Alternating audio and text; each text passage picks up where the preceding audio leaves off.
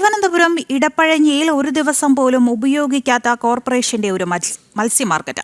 തലസ്ഥാനത്തെ രണ്ടാമത്തെ വലിയ മീൻ വിപണന കേന്ദ്രമാണിത്.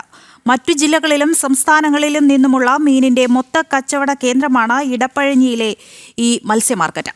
സ്വകാര്യ കച്ചവട സ്ഥാപനങ്ങൾ 10,000 വാടക ഈടാക്കുമ്പോഴാണ് കോർപ്പറേഷന്റെ കടമുറികൾ ഉപയോഗശൂന്യമായി നശിക്കുന്നത്.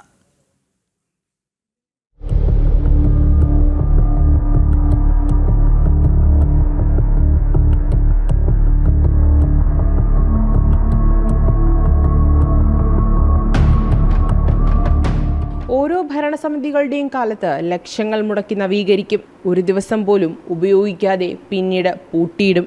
തലസ്ഥാനത്തെ രണ്ടാമത്തെ വലിയ മീൻ വിതരണ കേന്ദ്രമായ ഇടപ്പഴിഞ്ഞിയിലെ മത്സ്യ മാർക്കറ്റിന്റെ കാര്യമാണ് പറഞ്ഞുവരുന്നത്.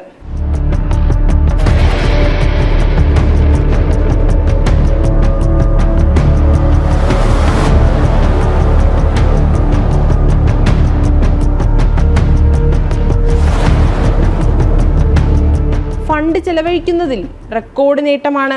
ആവശ്യത്തിന് വിസ്തീർണമില്ലാത്ത കടമുറികൾ, വൈദ്യുതി കണക്ഷനുകൾ ലഭിക്കാത്തതാണ് മറ്റൊരു പ്രശ്നം.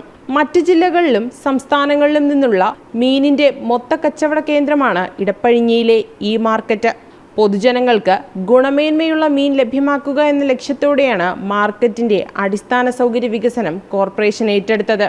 ഏറ്റവും അവസാനമായി ഈ ഭരണസമിതിയുടെ കാലത്തും ലക്ഷങ്ങൾ മുടക്കി മാർക്കറ്റും കടമുറികളും നവീകരിച്ചു. നിലവിൽ പ്രവർത്തിക്കുന്ന സ്ഥലത്ത് നിന്ന് കച്ചവടക്കാരെ മാറ്റിയ ശേഷമാണ് നവീകരണം നടത്തിയത്. ഇതിനുശേഷം നടത്തിയ ലേലത്തിലും കടമുറികളിൽ ഭൂരിഭാഗവും ഏറ്റെടുക്കാൻ ആളുണ്ടായില്ല. തൊട്ടടുത്തുള്ള സ്വകാര്യ കച്ചവട സ്ഥാപനങ്ങൾ 10,000 വാടക ഈടാക്കുമ്പോഴാണ് കോർപ്പറേഷന്റെ കടമുറികൾ വെറുതെ കിടന്ന് നശിക്കുന്നത്. വിസ്തീർണം കുറവായ മുറികളിൽ കച്ചവടം നടത്താൻ കഴിയാത്തതാണ് ലേലത്തിൽ പോകാത്തതിന് കാരണമെന്നാണ് സൂചന.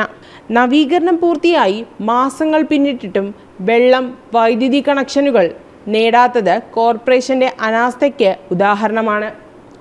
ജനം, തിരുവനന്തപുരം.